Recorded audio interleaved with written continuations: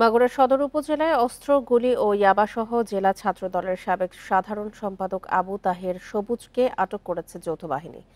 বিকেলে উপজেলার ভিটাসায়ের এলাকায় অভিযান চালিয়ে তাকে আটক করে আইনশৃঙ্খলা বাহিনী। বান্ডেল থাকলে প্রতি সেনমানিতে টাকা বাঁচবে। বিকাশ সেনমানি বান্ডেল কিনে জিতুন প্রতি লেনদেনে। মাগুরা আর্মি ক্যাম্পের কমান্ডার মেজর সাফিন আহমেদ জানান, সকালে সবুজ সেনাবাহিনীর বিরুদ্ধে সংঘবদ্ধ হওয়ার চেষ্টা করছে এমন সংবাদের ভিত্তিতে অভিযান চালায় যৌথ বাহিনী। এ সময় তাকে ভায়না মোড় থেকে আটক করা হয়।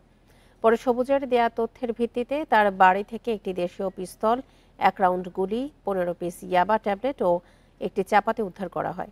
তার বিরুদ্ধে অস্ত্র ও মাদক আইনে মামলা দায়েরের প্রস্তুতি চলছে বলে জানিয়েছে পুলিশ।